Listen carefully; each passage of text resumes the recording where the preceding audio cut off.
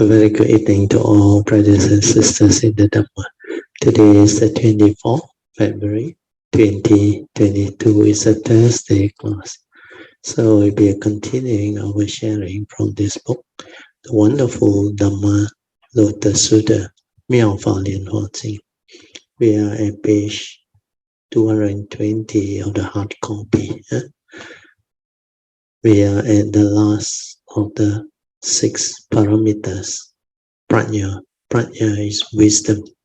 We will continue with the sharing on that. We have covered the first 5. Just relax body and mind and maintain a stable posture. Then we will off the light and you all can have your half an hour of awareness-based meditation. There is a blue book that I earlier on sent out. For those who are new, who wants to learn meditation, you have to read through this book first.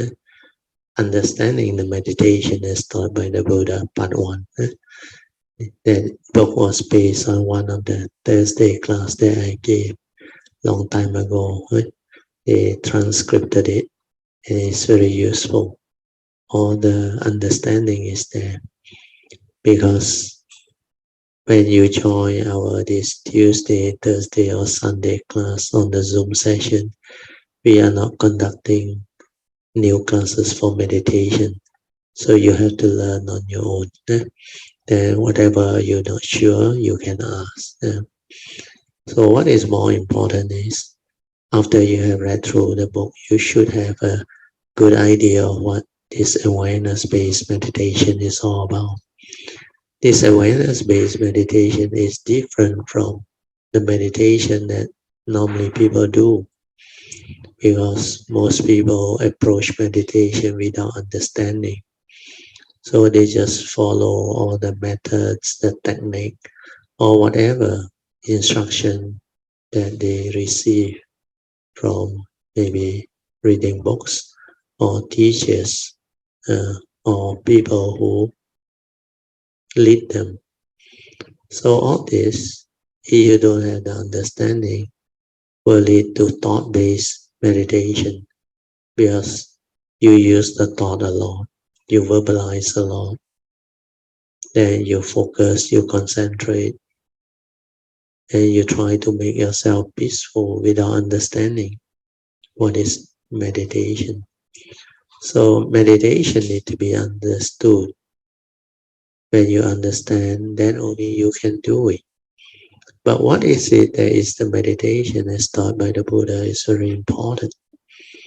According to Lord Buddha, most people cannot meditate because they have a problem. They don't have the spiritual faculties, the 5 spiritual faculties, Saddha, Virya, Sati, Samadhi, and Panya. And because of that, the mind developed the 5 mental hindrances. This mental hindrance is a result of lacking this 5 spiritual faculty. Then your mind will have this mental hindrance which are not conducive for meditation. The word mental hindrance means when they arise, they will hinder your mind from entering the meditative state or inner peace, inner calmness, and inner awareness to meditate. That's why you cannot do the awareness-based meditation, because you lack the spiritual faculties. And these 5 mental hindrances, they are sensual desire and ill will, sloth and torpor or lethargic mind, then restlessness of mind. When your mind is restless, it's also a mental hindrance, because you cannot settle down, you cannot calm down, you have problems, you think a lot. That's why your mind becomes like holding on to things, worrying about things. You become restless, unsettled. And the last one is doubt. Doubt means you don't have the faith, the confidence. You don't understand what this teaching is all about. You doubt the teacher. You doubt the method and the technique. Or you doubt what is being taught to you where you cannot understand. So, not understanding, lacking faith, leads to doubt. And sensual desire and ill will are the duality that the mind creates through lack of understanding. When you don't have faith, when you don't have the Dhamma understanding or the wisdom, when you don't have sati, mindfulness, when you don't have samadhi, then this mind can become heedless, lost in thought. You will lashes on to whatever you come to experience in life, especially in the midst of living. When you see something, hear something, smell something, taste something, or tactily feel something, or when you recall through the thought process, thinking of something, your mind tends to react to what you see, what you hear, what you smell, what you taste, what you tactily feel and think, based on your conditioning, your views, your opinion, your belief system. So all these things condition you to have the duality of mind state. If you like the sense experience, you develop sensual desire. If you don't like, you want to push it away. That's why sensual desire and ill will or like and dislike, pleasant and unpleasant sense experience is the leading cause of mental hindrance. Almost throughout the day, human beings create these first two mental hindrance. When you are so habitual in doing this, means throughout the day, you arise as mental hindrance or sensual desire and ill will. And if it become a habit, we call it habitual tendency. So how can you meditate? Because this is a mental hindrance. It will hinder your mind from entering the meditative state of inner peace, inner calmness, and inner awareness. So understanding this is most important before you even start contemplating the meditation. So when you understand this, you ask yourself, okay, without the spiritual faculty, what can I do? The mental hindrance will be there. So let it be there. Don't resist it. Don't fight it. Don't be afraid of it. But other people who don't have this understanding, they know that the mind thinks a lot, but they don't know it's due to mental hindrance. So what they were taught with, you must not become heedless. You must not allow the thinking to distract you. You must focus. You must concentrate. You must fix the mind. That's why they give you an object of meditation to control the mind, to fix the mind. But they didn't know that these are all skillful means for you to train your mind, to anchor your mind. So what you're supposed to do is to develop awareness or mindfulness. That's why the Buddha introduced anapanasati. It's mindfulness of the in and out breath. It's not focusing, not concentrating. Then under the Kayanupassana, there are 6 categories of practices. First is anapanasati, to train your mindfulness. Then after that, to stabilize your mindfulness by anchoring it to the 4 posture. No more anapanasati, but the 4 posture. Where throughout the day, you are either in the standing posture, sitting posture, walking, or lying down. So you cannot be aware while you are in this 4 posture. It's very difficult to develop continuity of mindfulness. That's why after that, the third category of practice is the daily mindfulness. You have to develop what the Buddha calls sati sampajana, mindfulness and clear comprehension of all action, all movement within the present moment. So to do that, you have to be mindful, aware. You have to continue all of the activity in between these four postures. And then only you can be mindful in the midst of life. Stabilize it until it's ever mindful. So this one is to stabilize the daily mindfulness while you are living life. This is a very important cultivation. If you don't do this, your awareness-based meditation cannot stabilize in the midst of life.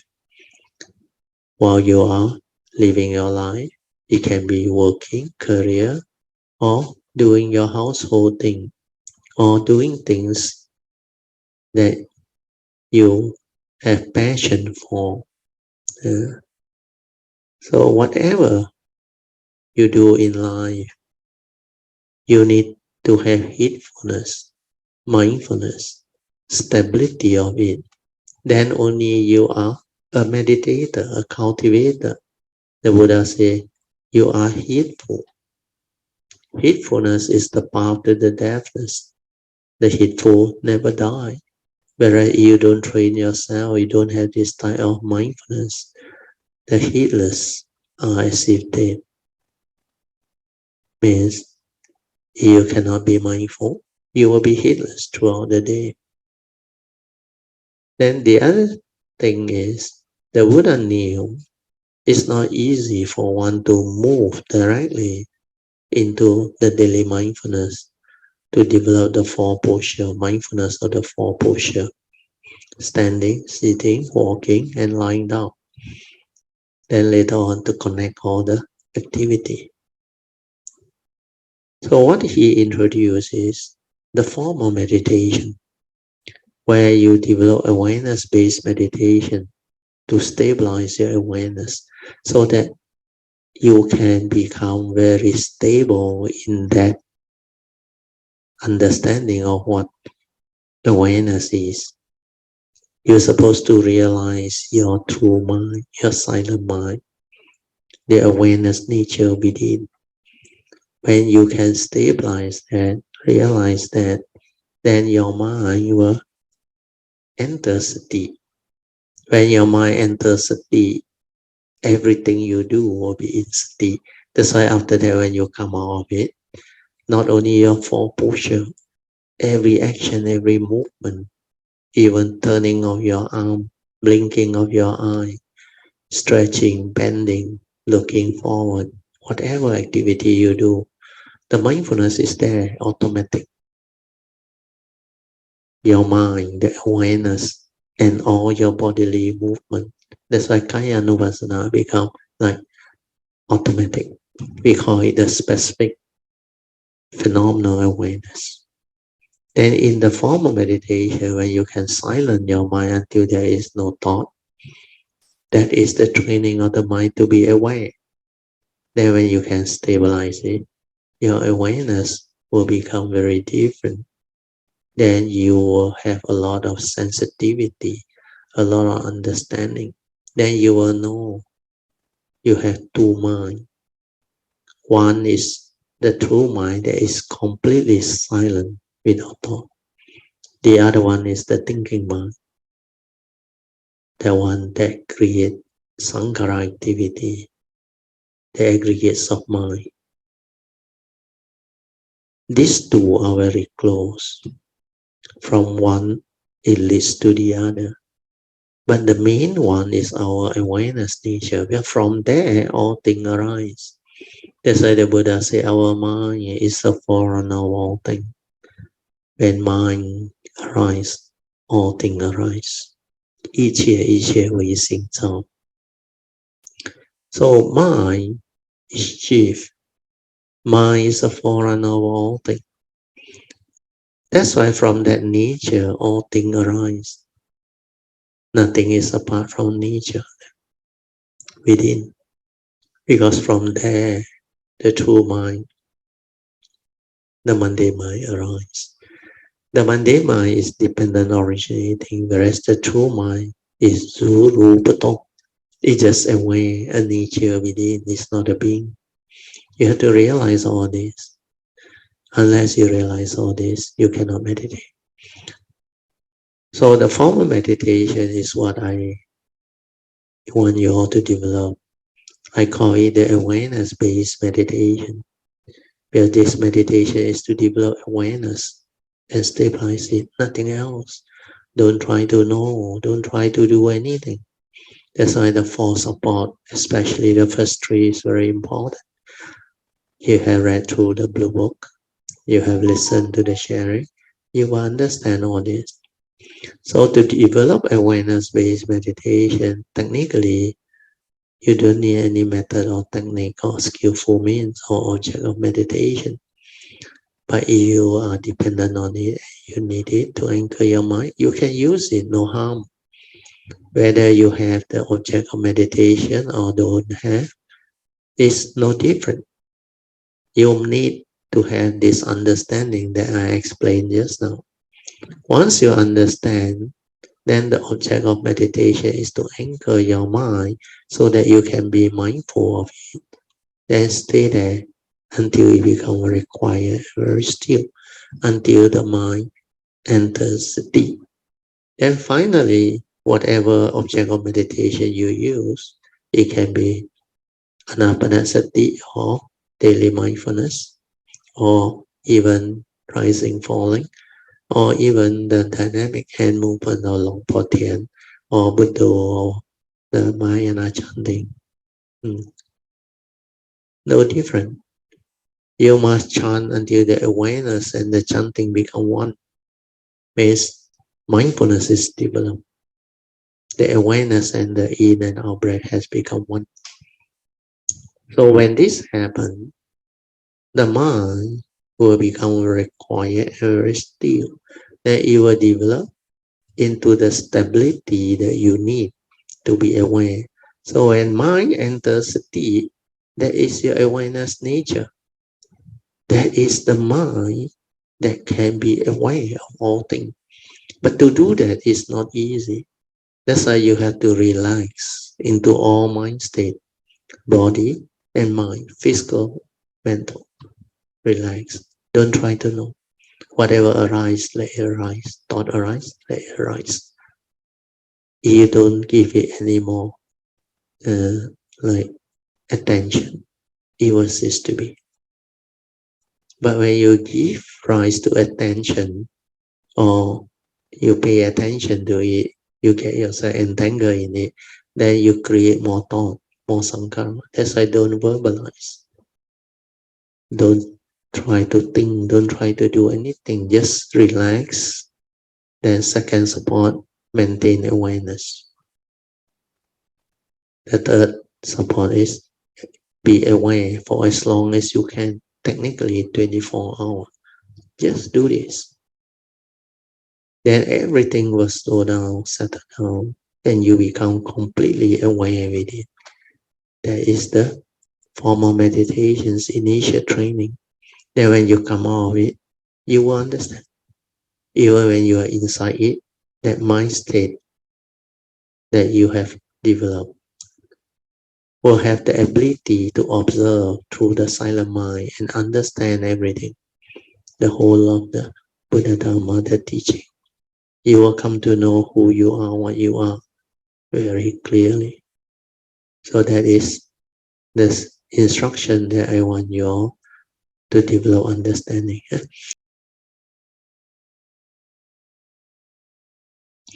Okay, we are at the sixth paramita. The sixth paramita is Pranaya. Pranaya. So Pranaya is a Sanskrit word or a Pali word. And the equivalent is wisdom. So the sixth perfection of the six paramitas, the last one is Pranaya. Now we go to Pranaya is the most important of all the six perfections. Roughly, it means wisdom. In cultivating, one must have wisdom. Without wisdom, there is no way to cultivate. Deluded people may cultivate and try to make progress, but they never get anywhere. Those with wisdom can apply effort in any situation because they have genuine prajna. So this is very true, what Master Hsuan mentioned. Actually, without wisdom, you cannot cultivate. But it's like a chicken and egg story. Right? Before you cultivate, you don't have wisdom. So how do you start? You have to start from somewhere. That's why in the teaching, there are 3 stages of Dhamma. Yeah. So these 3 phases or 3 stages of Dhamma, the Buddha explained it very clearly. Yeah. He said, initially when you start, you need to develop what we call pariyatti. Pariyatti is the phase 1 Dhamma. Stage 1 is called the learning of the Dhamma or the teaching. So Dhamma is a Pali word. Whatever that is been taught by the Buddha is called the Dhamma. That's why the Dhamma is his teaching. But Dhamma can also mean truth, because what he taught are the truth. And he summarized all his essential teaching into the 4 Noble Truths. Because these are truths that are not ordinary truth. These are truths that can make you noble ones. That's why it's called Noble Truth. Noble ones during the time of the Buddha is called enlightened being. Because these beings that are enlightened, they are very noble in all aspects of life. That's why they are called noble ones. They are very noble in their understanding of life. They understand life very clearly. They have developed the wisdom. Then they also conduct themselves in a very noble way. The way they speak, the way they act, the way they interact, and the way they give rise to their thought process. So the way they conduct themselves in the midst of life and society, they are very noble. That's why they are called noble ones. And they have noble qualities, especially the embodiment of the Noble Eightfold Path.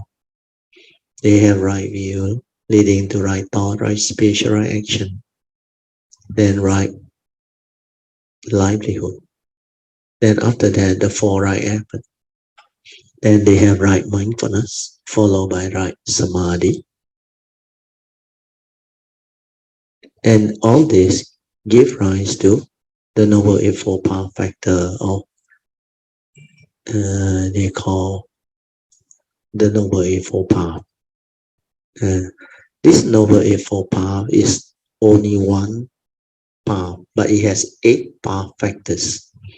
So when you have the embodiment of all these 8 path factors, then you can become enlightened. So wisdom is actually the first path factor. You have right view, right understanding of life and the nature's law that governs life and existence, and that constitutes prajna or wisdom path factor.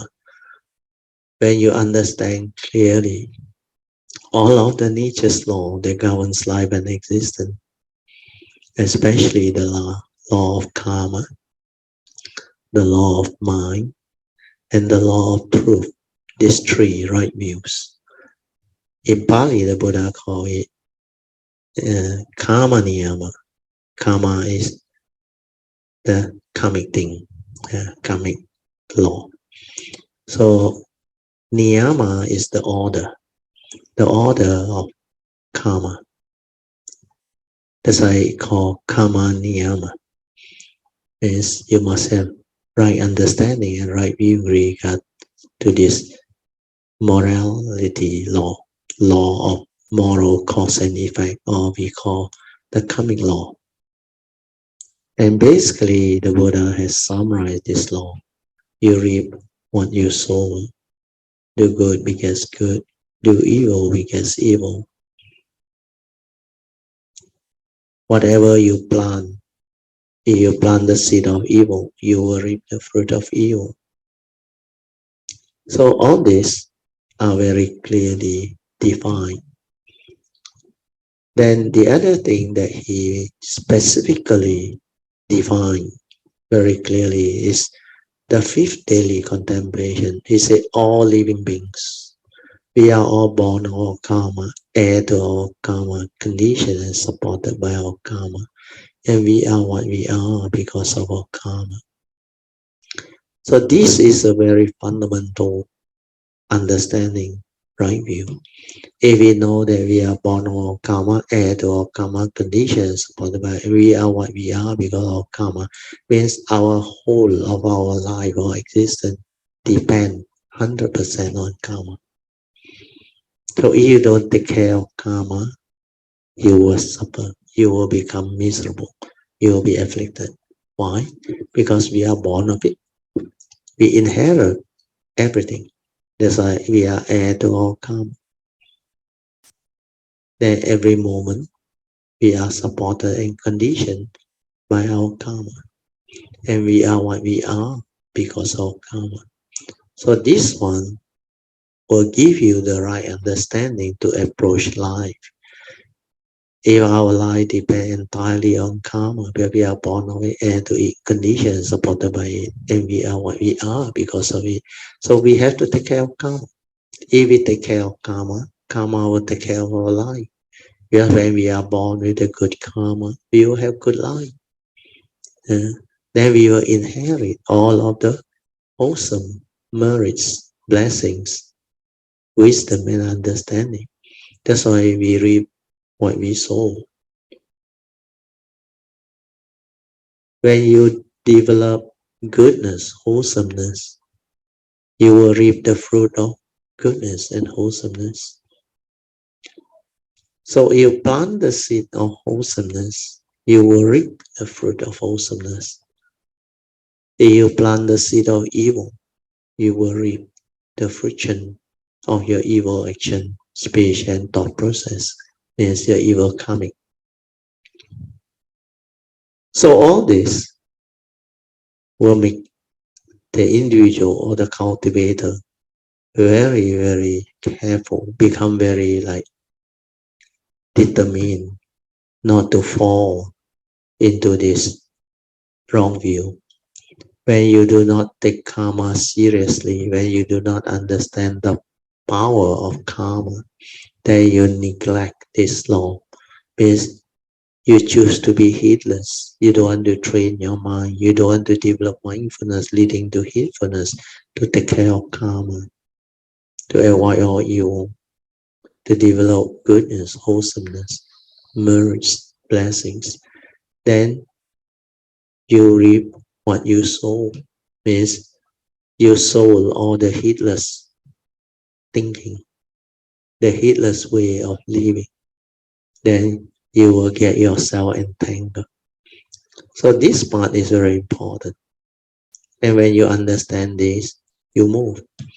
That's why starting with this, you already have right view.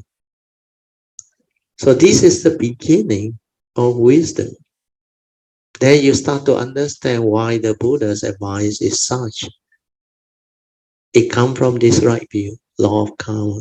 The Buddha, all Sammasambuddha, when they arrive, they give the same advice. Dhammapada verse 183. Sabba papasa akaranam, kusalesa upasampadam, sacitta pariyatapanam, etang buddhana sasana. So there are three advices within this Dhammapada verse 183. The Buddha said, you have to avoid all evil. Sabbe is all, papasa is evil, akaranam. Why? Because you don't avoid all evil, you will break your karmic natures. Your karmic nature will be affected. You will violate the nature's law of karma and leading to negativity of karmic consequence. So the first right view to avoid evil is very important. And what constitutes evil? The 5 precepts, you don't take care of them. You don't undertake the training rule to abstain from committing these 5 things. Then they are the root of all evil. It will cause your karmic negativity. It will condition your life to become miserable. So avoiding all evil is the first advice. So to avoid all evil, the Buddha said, you have to keep the precepts. That's why the 5 precepts are very fundamental to cultivation. So beginning with this understanding is the beginning of Pranaya. Then you cultivate these 5 precepts. Then you contemplate, you reflect. Then you look at your life, you observe. By holding on to the precept is a meritorious action. It prevents you from committing evil. It prevents you from having the causes and conditions to get into trouble. Your karmic friction of all the negative action, speech, and thought process will become much less. From now onward, when you keep your precept, you do not create anymore. But whatever is from your past, you cannot stop. That is the reality. So you understand this, you try. Then you put to test. In fact, every cultivator, if they are sincere, serious, once you start to cultivate these precepts, commit yourself, undertake the training rule to abstain from evil by observing the precept, your life will change. You will become a better person. You will have more and more positive vibes or energy. You will radiate a type of aura that is very different. It's the power of precepts. Precept is a meritorious action, is a great merit. A being who holds precept can be born as a devas after you pass away. Yeah. Then because you hold your precept, you are very virtuous. You will not do wrong thing. So this first variety is very important. Learning the teaching to cultivate, to move. So the first right view is law of karma. So that one, you develop the training to abstain from committing all those things. And to be skillful in it, to be good at it, you must also train your mind to be mindful, to be aware, to have the spiritual faculty, so that you are no longer heedless, so that you can be in the meditative state throughout the day, during your waking moments. Then later on can go even into your sleep when you are skillful. Then after that, you will have this ability to be aware of your mental intention behind all your actions, speech, and thought process.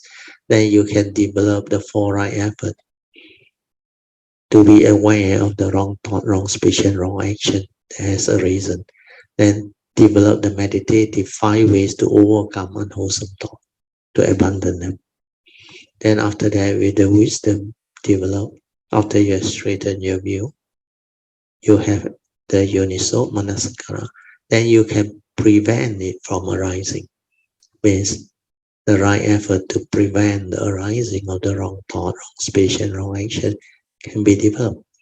Then after that, the third right effort is right effort to cultivate the virtue, the wholesome action, speech, and thought process that are still not in you. Means the right view leading to right thought, right speech, right action, and right livelihood. Following the cultivation of the third and fourth right effort. So this third right effort is very important. It's the beginning of training the mind to be virtuous, to have right thought, right speech, and right action, to develop wholesomeness of thought process, leading to gentle, pleasant, and wise speeches that leads to harmony, leads to love, compassion, kindness, gentleness, respect, gratitude, generosity, awesomeness. So all this will happen. Then after that, the way you act, the way you live your life is all according to the Dhamma way. So you will have right action. You act in a very righteous way. You act in a very wise way. Then to do that, you have to be truthful. You have to be sincere. You have to be respectful. You have to be gentle, pleasant, kind, compassionate, loving. All these are the virtues that will surface. So once you are able to do that, your life will transform. Yeah, this third right effort is very, very powerful. It can transform the individual. Then after that, the fourth right effort is the refinement. The right effort to refine upon and make perfect all the right thought, right speech, right action that you have developed. That is the whole of the cultivation, including the cultivation of the Noble Eightfold Perfecter, right view, leading to right thought, right speech, right action, right livelihood, and the four right effort. So this is a very complete pariyati understanding.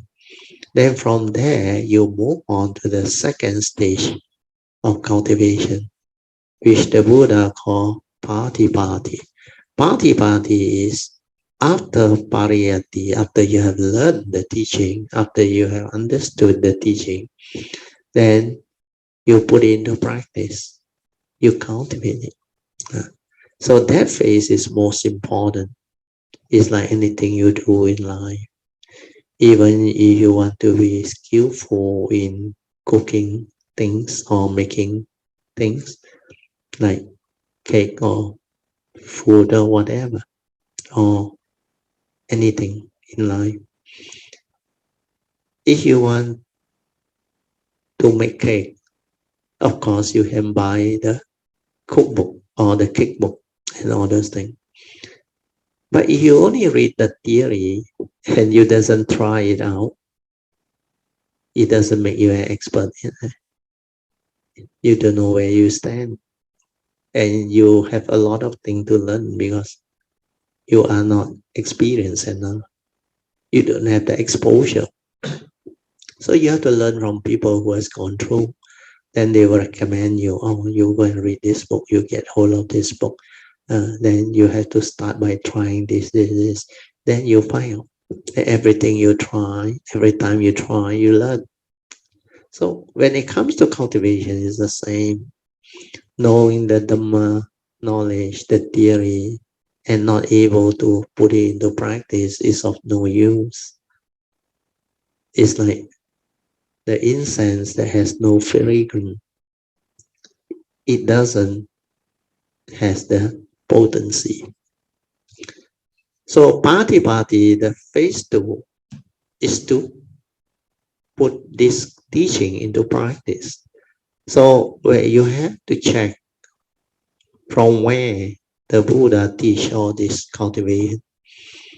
That's why under the Dhammapada verses 423, there are 40 verses.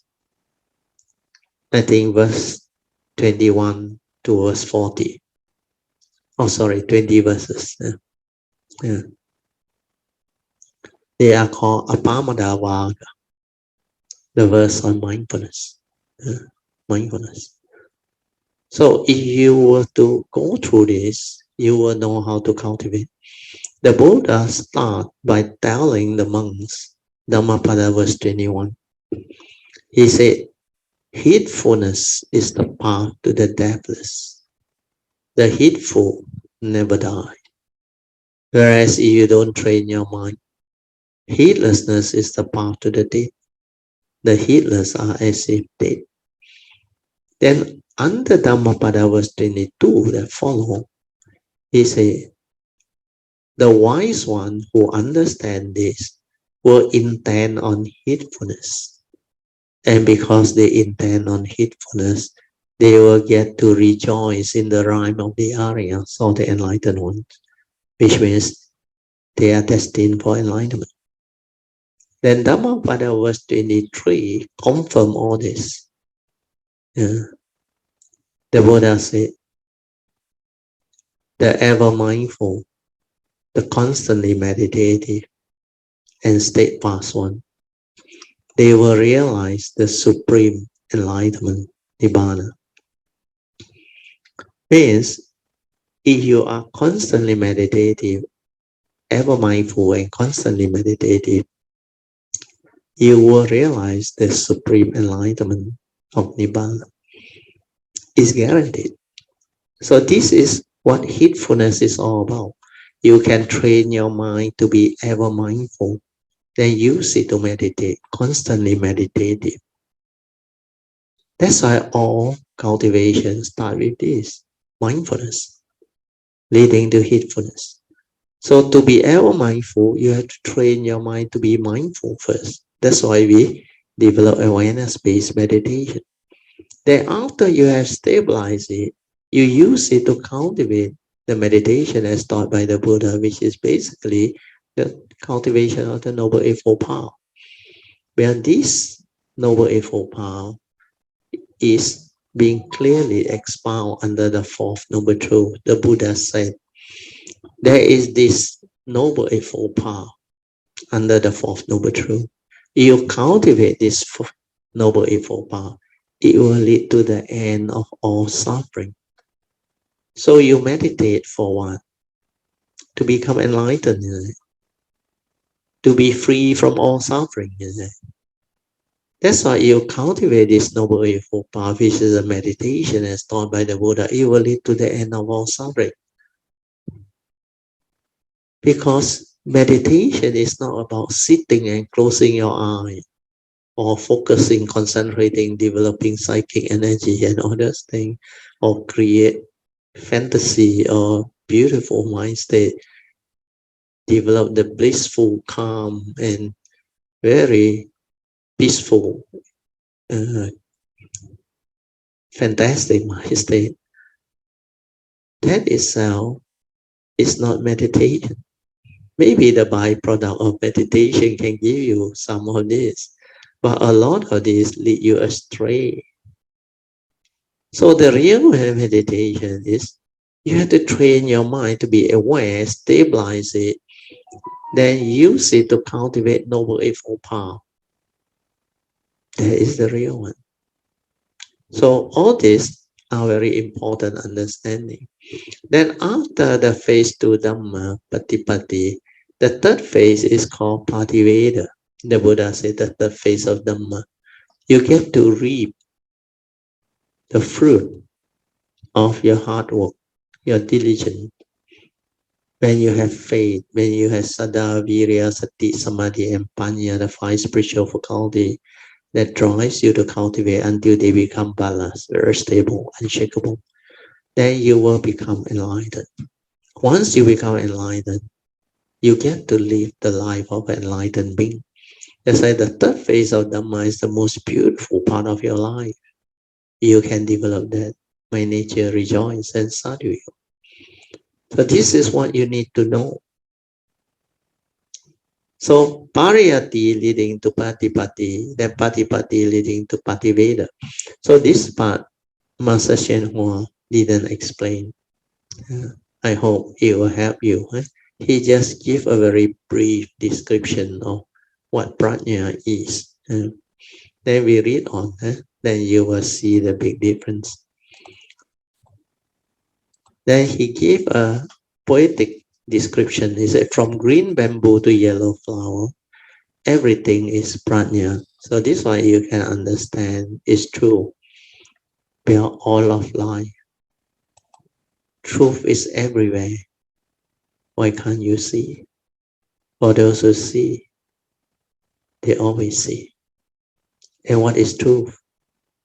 Truth are the nature's law that can explain the way things are. That's why in the midst of life and existence, truth is everywhere. In the midst of life and existence, you have the Dhamma, you have the mindfulness and the awareness. You can see them unfolding. That's why Pranaya is everywhere. So he used a poetic description. He said, from green bamboo to yellow flower, everything is Pranaya. Of course, you understand. But it can be applied to all things, not necessarily the green bamboo and the yellow flower. No.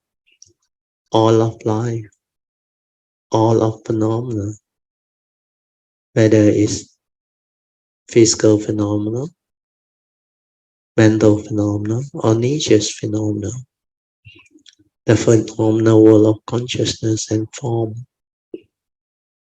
they exhibit the nature's law clearly, especially the universal characteristics of anicca, dukkha, anatta, impermanent, suffering state, non-self nature, empty nature, existence, anatta nature. So all these are there. Is whether you can understand or not. That's why I say a lot of these things that is being discussed are not explained.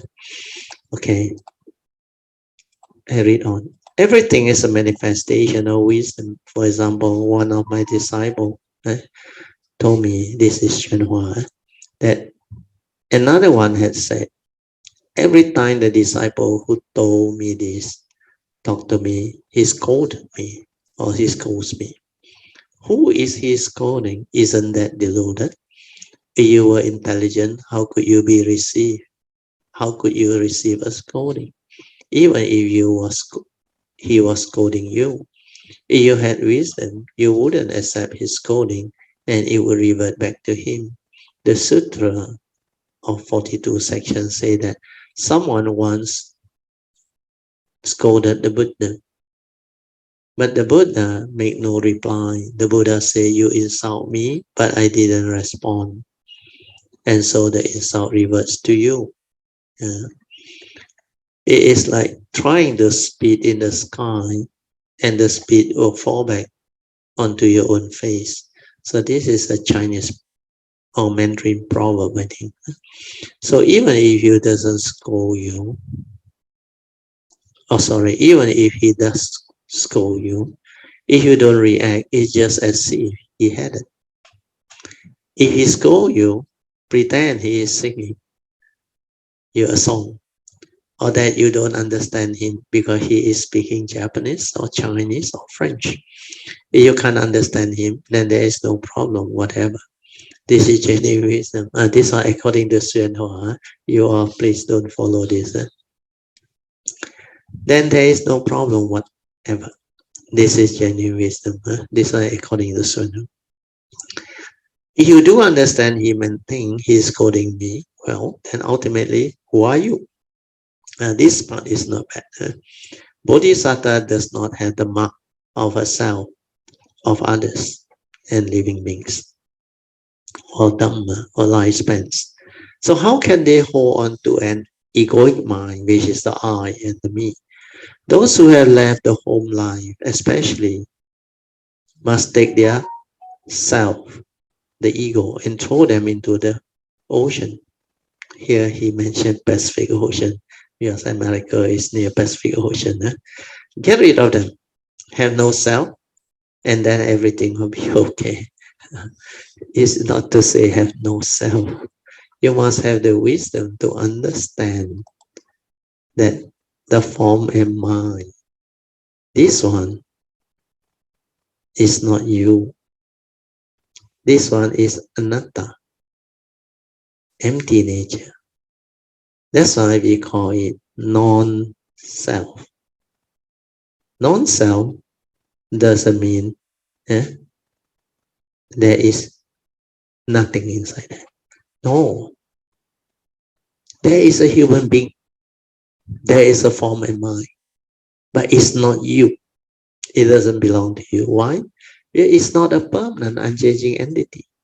This one is dependent originating, condition arising, causal phenomenon. That's why you can see.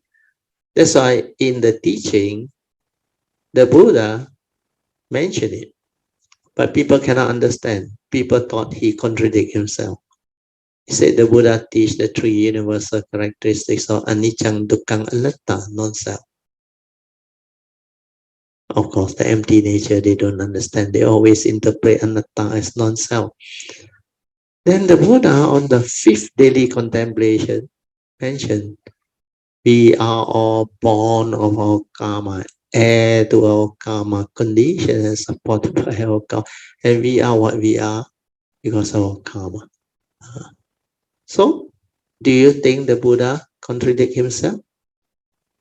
Or the Buddha don't have the understanding? No, he's referring to the form and mind.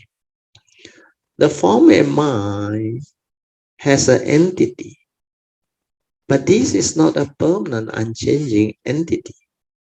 That's why it's subject to change. It's impermanent. There is the conventional truth of a self, a atta, for the form and mind. That's why the form and mind is subject to karma. It recognizes relationship and all those things. Like duality and the mark belong to the conditioned world. So the Dhamma is so profound where people cannot understand. So it's not about, like most people think, throw the self away, abandon the self, that you will have non-self or no self. It's not like that. Non-self here means not to be deluded by the form and mind, thinking that it's you, thinking that this one belongs to you, because this one goes the way of nature. When the condition ceases to be, when consciousness separate from the form, then they say you die. How can you die? If it can die, I mean, it's not you. Understand? No? So all this understanding is lacking, not there. That's why they can't penetrate. So anyway, here is what Hsuan used to describe. So we just make sure you understand. Then he goes on.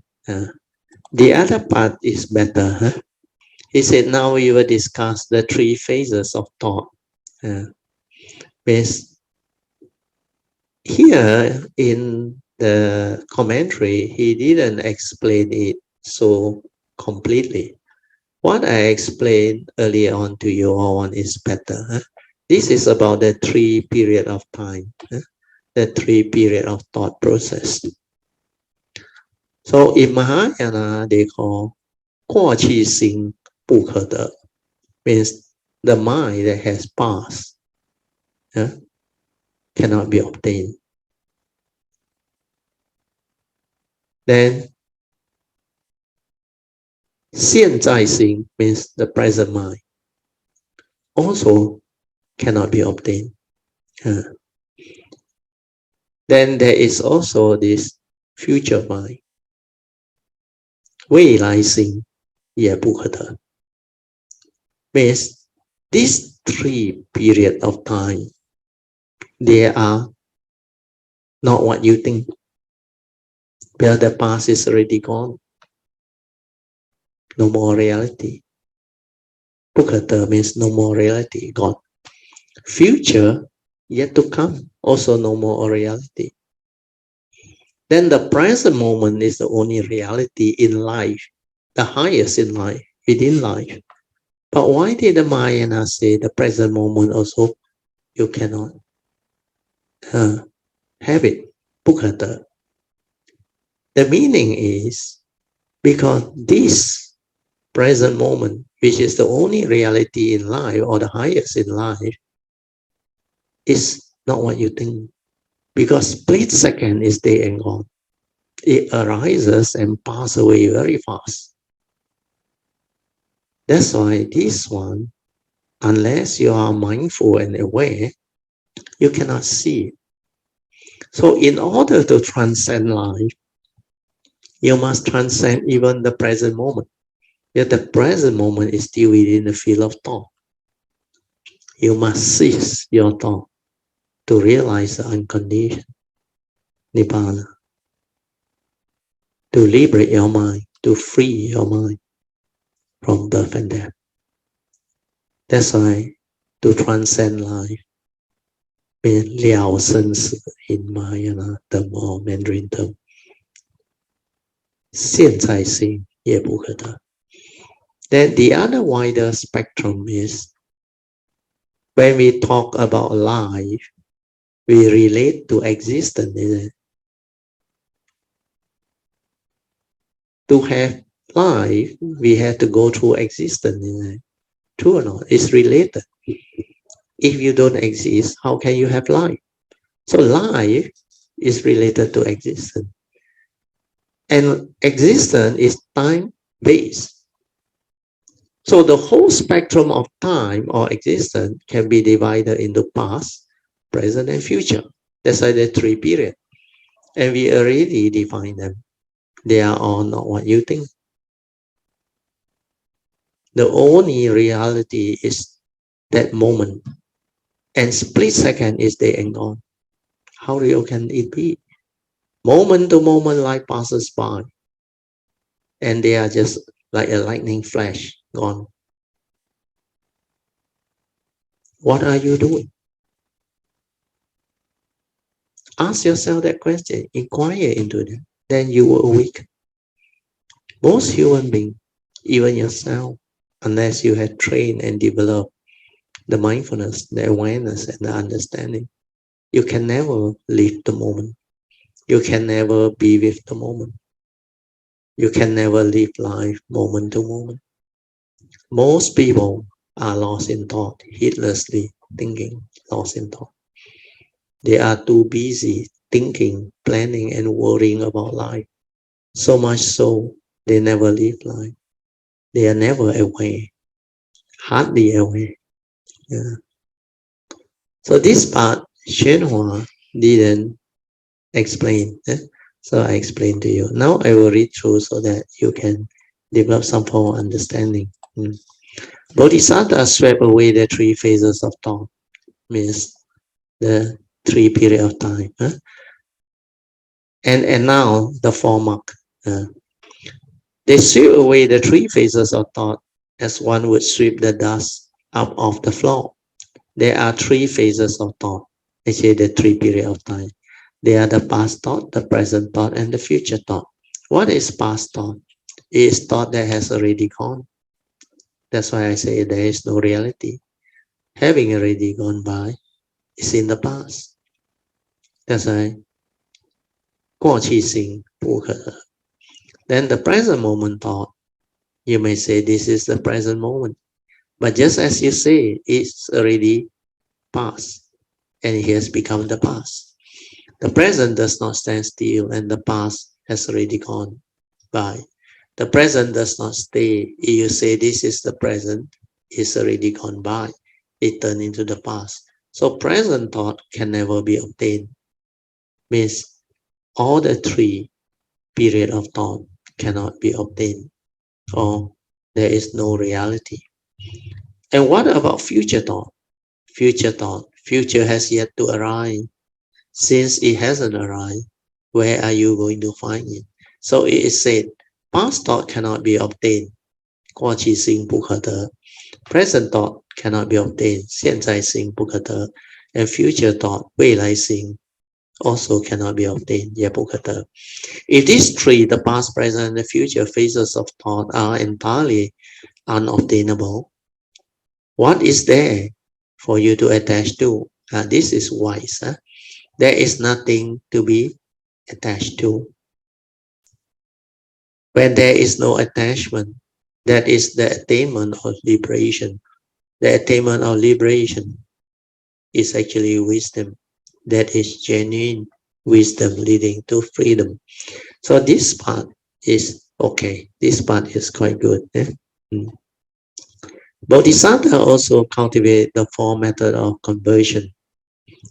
Giving, dana, to kind word, kind, gentle, and pleasant, wise words. Then helpfulness, loving, compassionate, caring. Then last one is similar occupation. This one is the Bodhisattva's way. Bodhisattva should be resolved to give, to make give of wealth, Dhamma, and fearlessness to all living beings. Means Dana Parami as discussed earlier. Then kind words, actually kind alone not enough. Gentle, pleasant, wise, and kind speeches. Bodhisattva must practice kind, gentle, pleasant, and wise speeches. But only Bodhisattva can do this. Those who are not Bodhisattva cannot. Bodhisattva use kind, caring words that spring from compassionate concern they hold for all living beings. How did they become compassionate? Bodhisattva, they become compassionate because Bodhisattva had no mark of a self. They see all living things as identical with themselves. Not only do they see all living things as identical with themselves, they see themselves as identical with all living beings. Not only identical, but as a unity. They make no distinction between him and me. So they like to rescue living beings because it is the same as rescuing themselves. They do so by means of compassionate and kind words to all living beings. Then helpfulness. All living beings like to receive benefits. You should benefit them, help them out in their affair.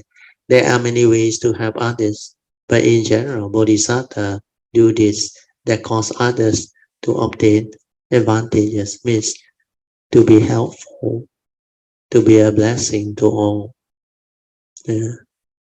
You must have this caring nature, ever ready to give, to advise, to counsel, to protect, and to help.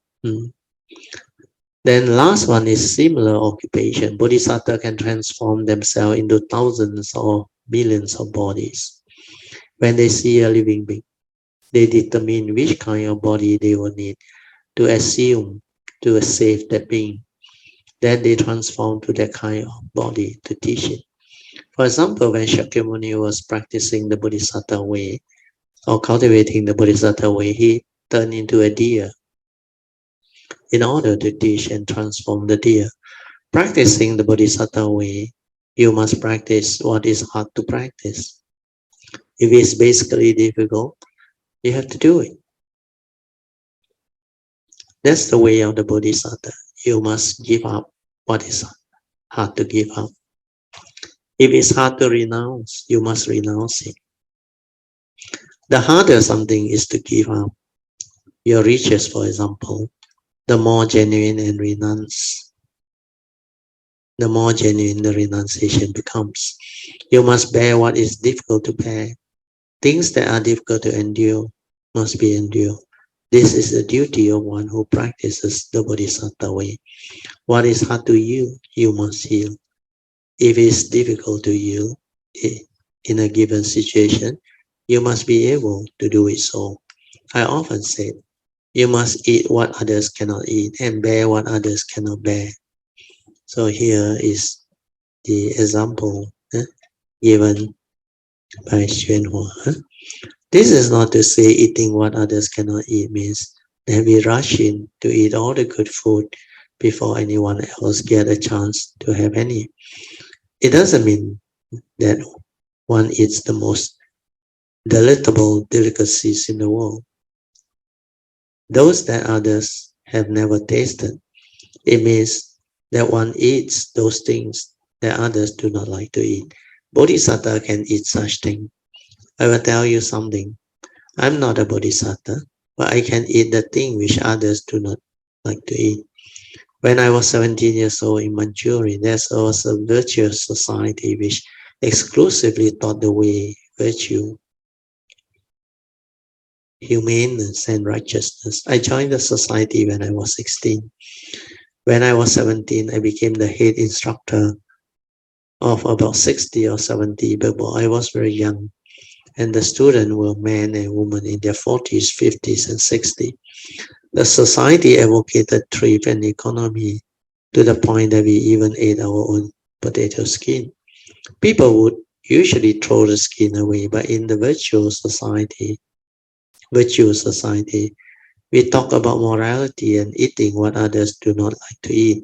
So I said to the student, When everyone eats their potato, they shouldn't spit the skin out, force them down. This will show that we actually do eat what others cannot eat. I say it and I eat my own potato skin, but the student, for the most part, let my words blow past their ear like the wind and spit the skin on the table or on the floor. When we eat, no one was allowed to talk.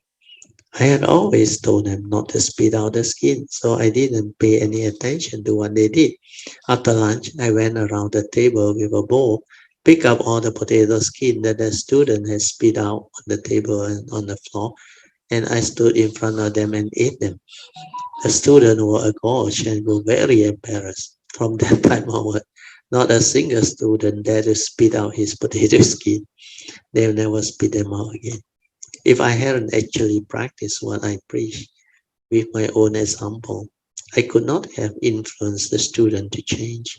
They spit the skin out of their mouth and put the skin in my mouth. And I put the skin in my mouth and I ate them.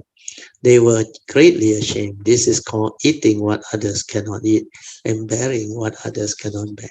So this is Master Hsuan was very good personal example. Huh? Bearing what others cannot bear. What is it that people cannot bear? Okay, I think we stop here because it's getting late now. So now we will open up for meditation, reporting, and question and answer session. I noticed that the last few sections there's a lot of Dhamma, interesting Dhamma inside. And like today, like you mentioned about the beginning part, the three phases of Dhamma. Yeah.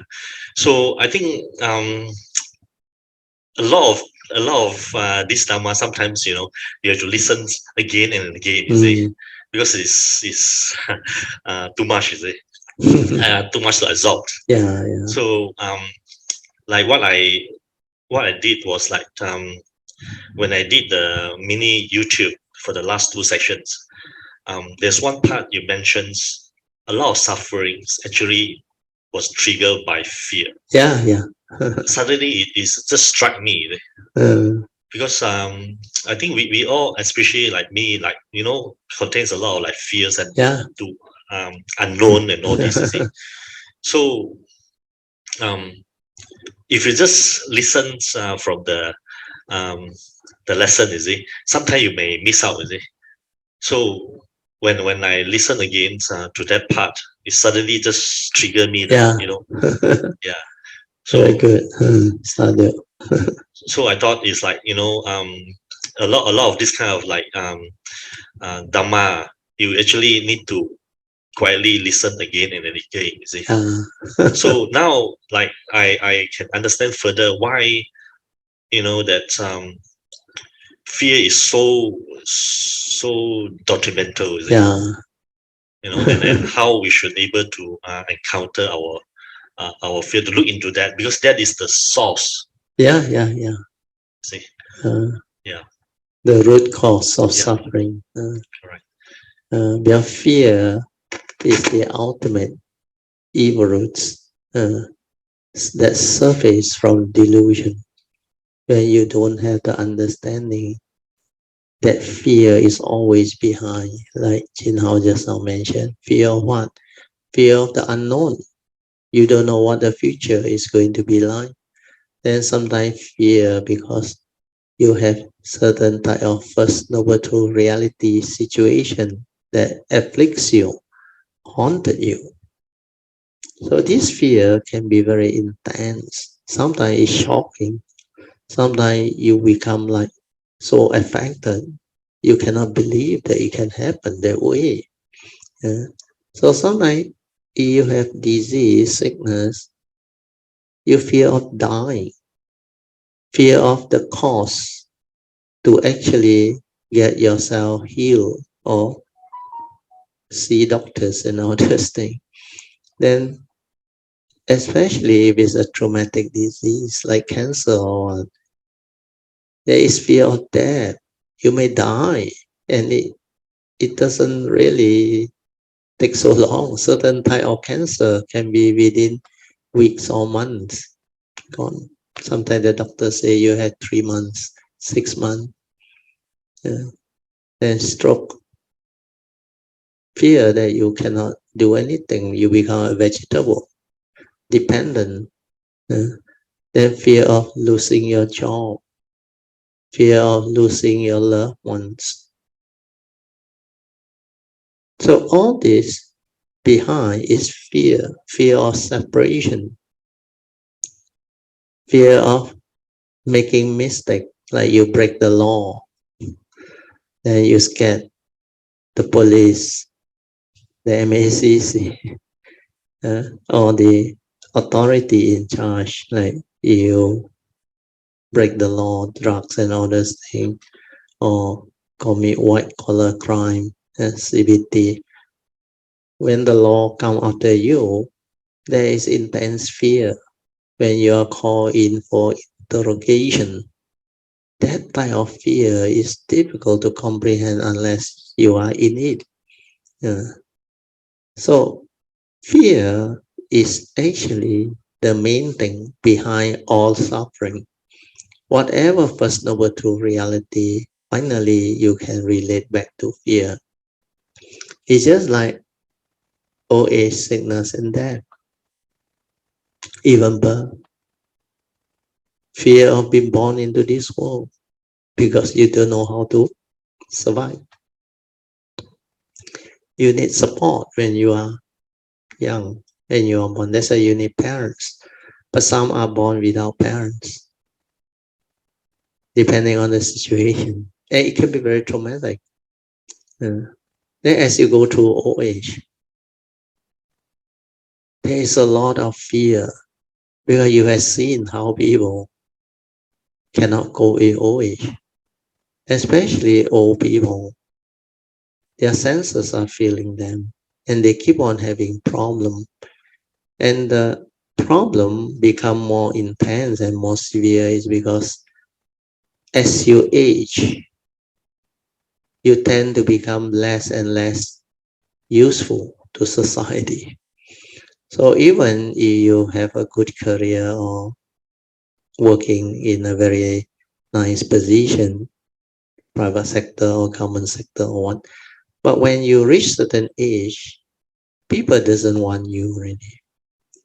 So what happens is, after you retire, your source of income, which is mainly salary, if you are not somebody with inheritance and know how to invest to grow your money, then what happens is, when you reach old age, now it's about 60, you are forced to retire, like many people, even Kayamitas. But so far so good. Most Kayamita, they know how to survive. They have saving, they have EPF and other things. So this one do help. But not everybody is so fortunate. There are a lot who just manage to survive, not much saving, even their EPF doesn't last that long. So what happens is, as you age, that disease, sickness starts to haunt you. Your senses start to fail you, your organs start to fail you. And nowadays, medical fees is not cheap. The cost of consultation of specialists is not cheap. So a lot of things need money. Even insurance need to pay premium. And the older you are, the premium is more expensive, higher. So all this trigger tremendous fear. Then some, when they are old or elderly, sick, if they fall or have an accident, bedridden, how? Nobody to take care. That fear will intensify. So many of such things that we never really thought of when we are young. When you go through life, as you approach your 50s, 60s, 70s, you will experience all this and you will go through all this phase. But those who have that Dhamma, so far so good. I think they are blessed. We don't have problem or situation, but not everybody is so fortunate, like I said. So you look at the first four reality, birth, old age, sickness, we covered. Death. Death is also very traumatic. That fear of death, where you don't know what happened after death. Most people don't understand. They don't have mindfulness. They don't have awareness. They don't know what the form of mind is all about. They got a lot of superstition. Then the thought will project, ayo, they say I already go to hell, how? Or if I don't embrace that religion, I may not go to heaven. So that delusion, that fear, then when you approach death, it's really traumatic. It's not easy. Sometimes this old age, sickness, and death thing can come together as one package. So it can be really, really traumatic and very difficult to comprehend, endure, and go through. Then the other one is separation. Wow, that one most people hit. Separation from married one or loved one or your prized possession, your wealth, your property, your career, everything that you hold on dearly gets separated from you because of nature's disaster or unforeseen circumstances. So many of these can happen. And it's quite common. Sometimes because of COVID pandemic, suddenly you see now the young kids are affected.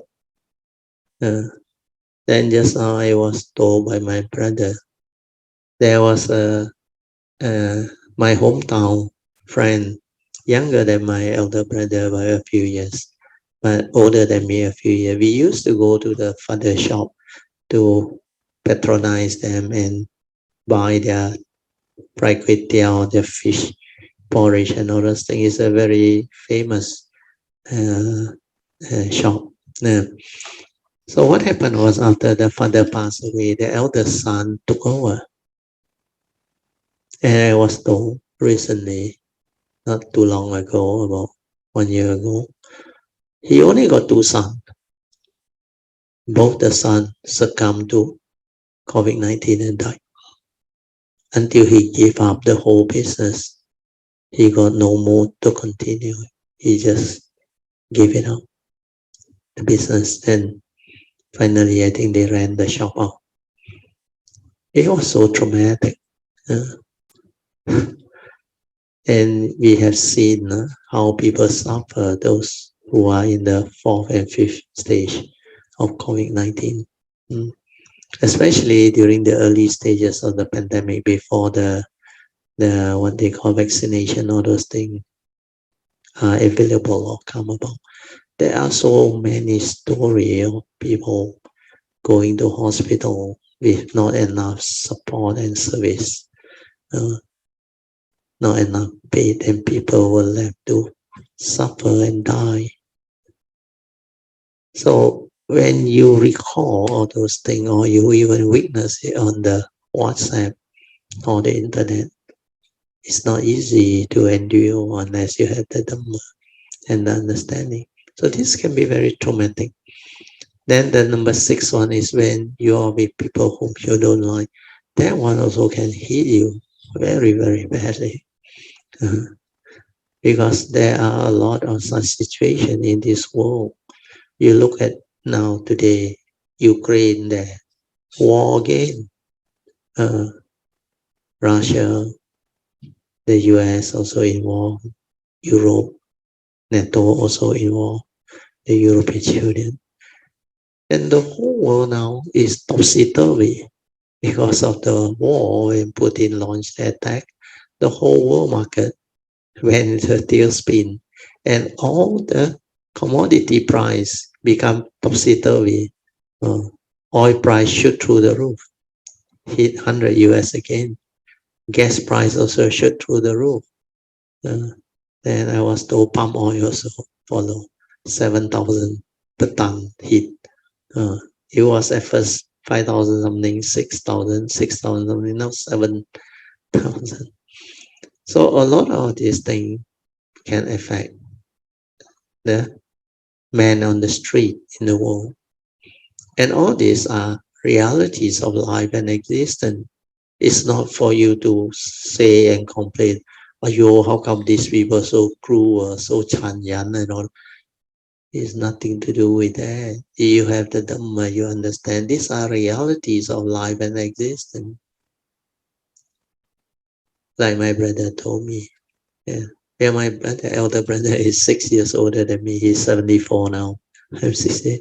He said, luckily during our time, during the first 70 years of his life, when he was young, doing business or something, he said that time, luckily no such thing as pandemic and all those things, COVID-19. He said, otherwise die, man. He said, that time, he just know how to buy things, then got installment and all those things. Then the business, as usual, can cover.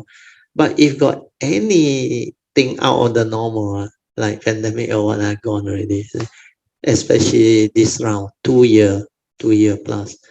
He said, it's crazy, isn't it? How can you plan? You cannot plan. So it's not easy to endure all these things. So a lot of people have intense fear. In fact, a lot of people who consulted me, I can feel their suffering, their fear. There are many who actually cannot cope with life. So any of the First Noble Truth reality can hit them very, very badly. Some even want to commit suicide, suicidal thought and all those things. Then some develop psychiatric problem and all those things. So there are a lot of affliction all around the world. Human beings really suffer. And sometimes through society's abuse, like in the States, the anti-Asian sentiment, they really whack you. they really bully you. And then I was even told, I saw my classmate who stay in certain part of US, Europe, and other part of the world. They say certain street you cannot go on, Asian. Even Australia, they told me. They say you go to the area, the pub and all those, you better avoid. Otherwise, you cannot whack for nothing, not knowing the reason also. So take care of karma, be heedful. Then you have to understand these are reality of life and existence. You have to confront. Then when you are people whom you don't like some, the mother-in-law, the father-in-law, and there are also bullies around. Then you will borrow money from loan shark worse. Now there are a lot of story. Then even you in the working environment, some of the bosses are not so understanding or reasonable. They harass you. They really put fear in you. So management by fear and harassment can create hell. So a lot of people got a lot of fear when they go through their career life because they cannot take the stress. Fear of losing the job, fear of scolding, fear of being reprimanded by bosses and all those things. So the fear is so intense. Sometimes they cannot deliver the job, the work. So they got so much fear. Then sometimes they make a mistake. They committed certain mistake or CBT or make a wrong decision or what, and because of their carelessness, they cause so much losses to the company. And this one can bring for great consequences. And they can report to police and send you to jail. And a lot of these things trigger intense fear. So fear is very real. And a lot of people have gone through life. They also experience fear in various ways, especially those who have problems. When they came and see me, consult me, I told them, take care of karma, then develop the understanding of the Dhamma, then resolve issue amicably and move on. That is the way to resolve it, not to go and worry about it. Because no amount of fear, worry, anxiety can help you to solve your problem. Can't. You have to pick up your faith, your courage. You have to be strong. You have to move forward. That is what life is all about. So you look at the 8 realities of life existence under the First Noble Truth. They are so severe and intense. We only talk about number 6. Number 7, when you cannot get what you want, when things don't go your way, when you cannot like get hold of what you expect to get, expectations in life are not met. Sometimes can be very, very traumatic, very intense. It will affect the individual. They become very unhappy, depressed, sad. So sorrow and lamentation leading to severe, what they call psychiatric problem,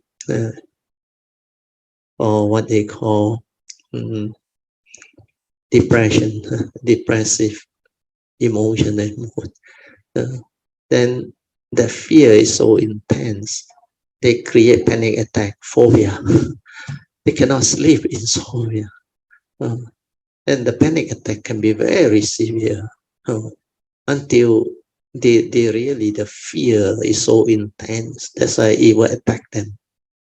And they like loss of breath, can die. And this is very common, I tell you. You may not realize it, but you don't take care of karma, you will see and experience them. But for me, because although I don't experience them, but I see people coming to me, reporting to me, sharing all this. That's why it's not easy for living beings. This teaching is very useful, appropriate. Then, apart from the earlier thing that we mentioned about old age, the problem of dementia is also very intense.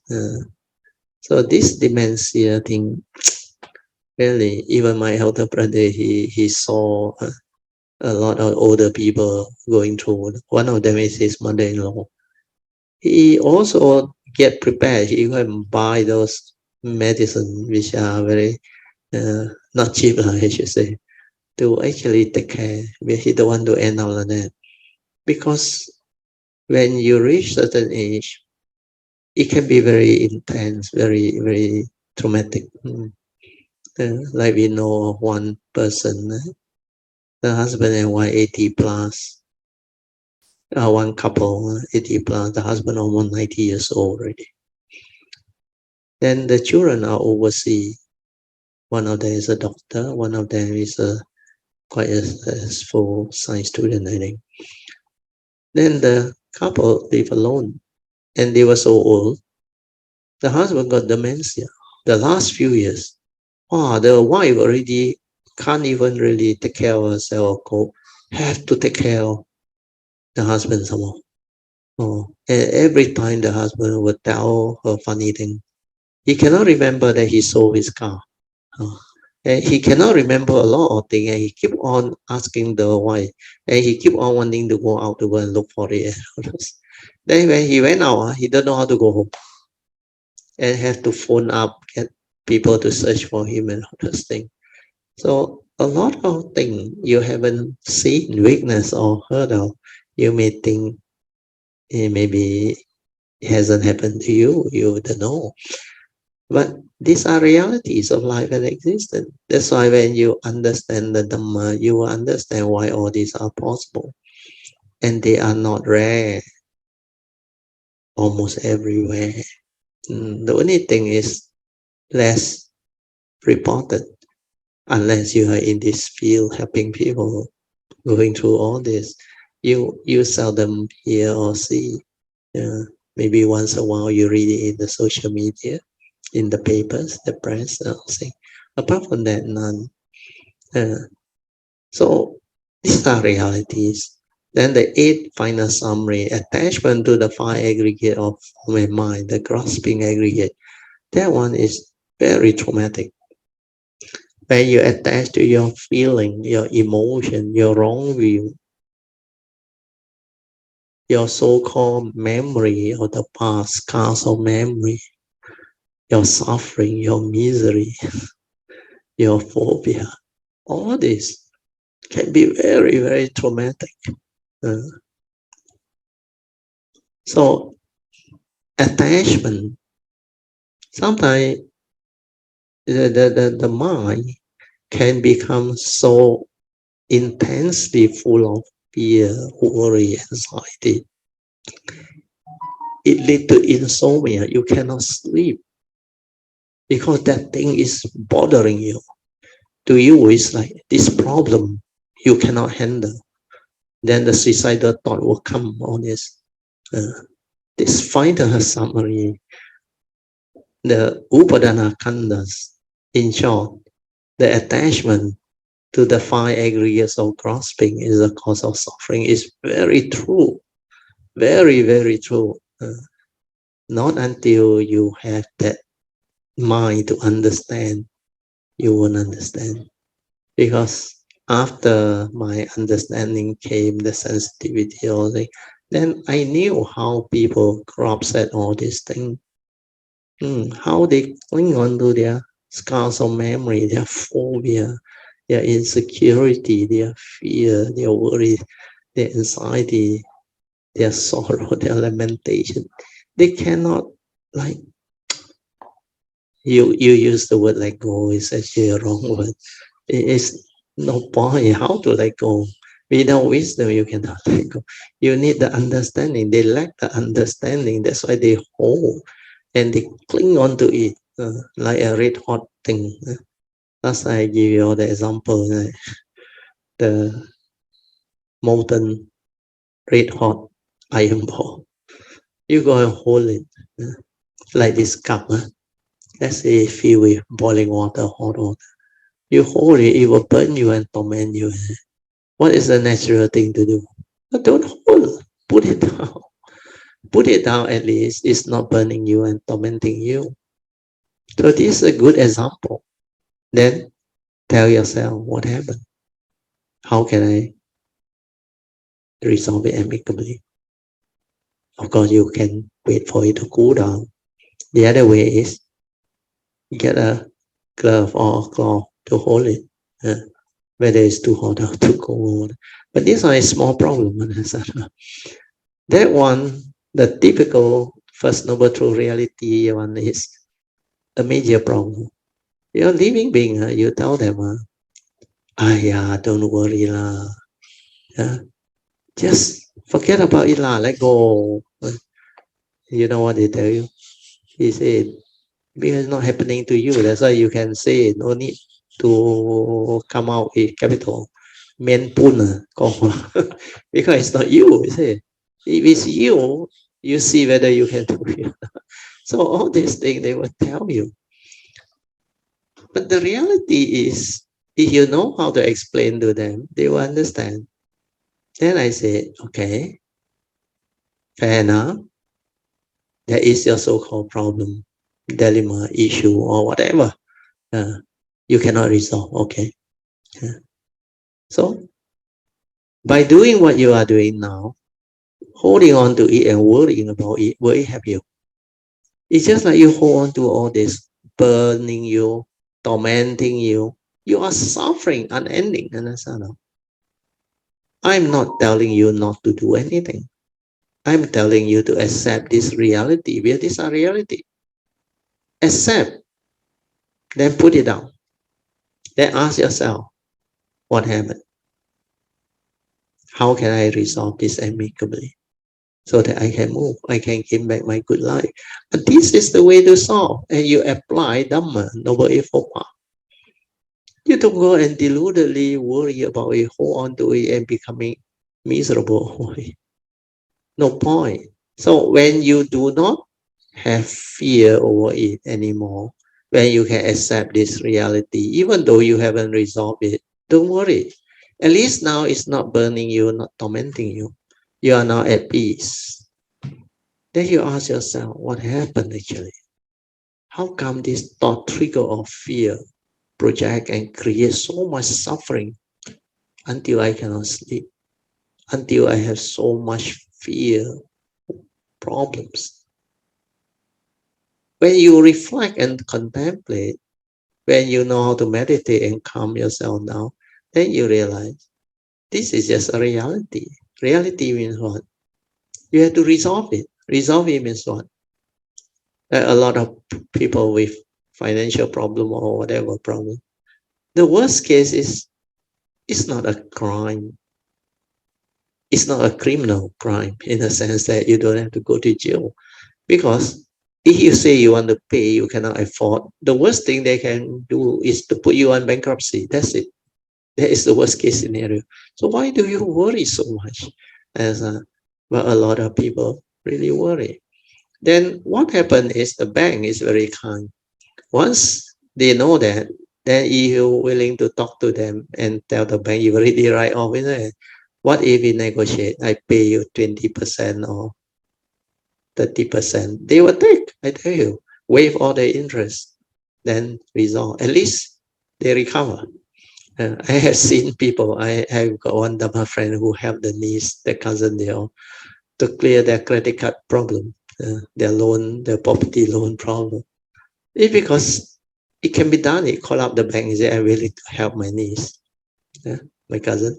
But I need the bank to help, to cooperate. That's how they do it. And it can be done. Then if it's really a certain type of like marriage, separation or whatever, or disease or what, that one you need Dhamma, you need understanding to actually resolve it. So that one you have to understand the wisdom part, the Pranaya part.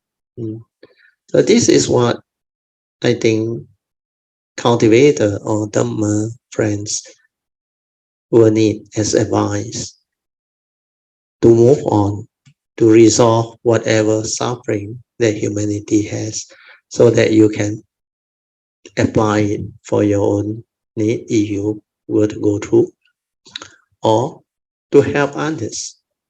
It can be your loved ones, your siblings, or your friends, or even your neighbor, or whatever. So this today's topic discussion, as brought out by Chin Hao, is very good. If you trace back all of suffering, the source behind is always fear. You will finally end up fear. Because of that fear, trigger of worry, anxiety, sorrow, and lamentation, panic attack, everything follow. These are what we call deluded wrong thought. What are wrong thought? Thought that has the evil roots of greed, hatred, and delusion. That condition your fear, your worry, your anxiety, your intense phobia, and all those things. Sometimes your insecurity or your unhappiness, your sorrow, your lamentation. So all this is what Dhamma is. When you understand, then you can resolve it. You can stand above it. You can liberate your mind and free. Most important thing is to penetrate the universal characteristic. He know you, he know me. No mark of self, no mark of others, no mark of life, existence, Dhamma. Because that pertains to the conditioned world. So when all this has been understood, then it's easy. The form and mind is just karmically conditional for us to come to this existential world, to live life, to exist through life, to cultivate, to develop all this understanding and wholesomeness. It's not you. So make use of it. Do not worry about it. Do not attach, cling, and hold and develop all the unnecessary suffering and misery. See it clearly with mindfulness, with awareness. Then contemplate, reflect, develop the understanding, the awakening, then all this is no more an issue, no more a problem. Okay? Hopefully this will help. Anything else, you want Yeah, to really, really sadhu. And the fear is so real, especially nowadays where you can get all the information from the social medias, the pandemic and these things. And even though it may not happen to you, but you can sense that from others people's story and all this, you see. So what I noticed is that along this way, if you don't have the cultivations or understandings, it is very, very difficult, you see. So like what you mentioned the last lesson said it's one of the dana, which is like the fearless support, you see. So again, you have to count your own good karma, whether along the way you have the, what do you call that, guayan, the good people, to provide you the fearless support, you see. So if not, really, you see, and if not, it's not easy, you see. So I think while we finger crossed that things haven't happened to us, we have to prepare ourselves to to do cultivation diligently, take care of our karma, and then provide support to others where whatever things that we can, you see, just in time when if things happen to you, they will have the same things, support, you see. So really sadhu, brother Teo, really. So sadhu to Chin Hao for bringing out the good condition. The other thing that I want to add is the recent flood in Klang, Taman Sri Muda, and also the pandemic.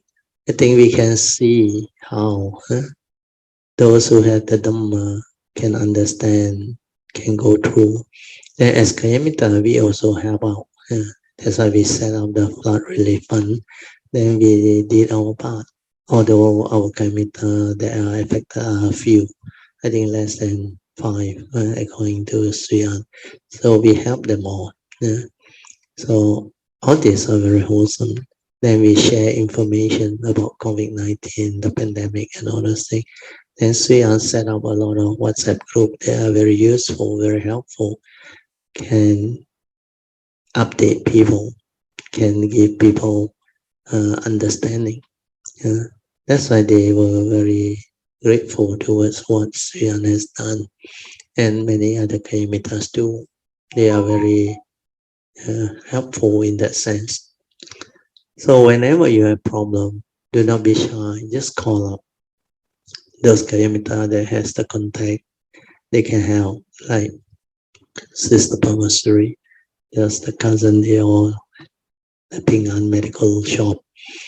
They have this consultation, and they have the skill to advise and the medication to deliver now by courier service, by online service. No need to go to the shop, meet out physically. No need. Now it can be sent. My brother that they sent me some.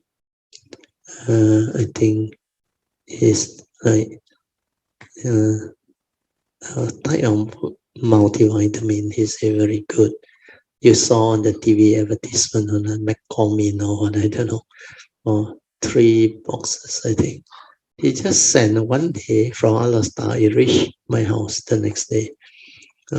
Now it's so efficient, the logistic, the delivery. Last time you had to wait for postman, and you cannot track. This one you can track. They can even text you coming in an hour's time or whatever. So all this because of technology. So we should rejoice in all this wholesomeness of what Kayamita can do to help out during crisis. In fact, the recent flood also not easy for those who are affected to endure, especially those who are living in Taman Sri Muda. Klang, I think, not so bad, but also a bit of flood here and there. But Sri Muda reached the first floor, 10 feet. That one was pretty bad, not easy. Okay, very good. So I think with this we can end.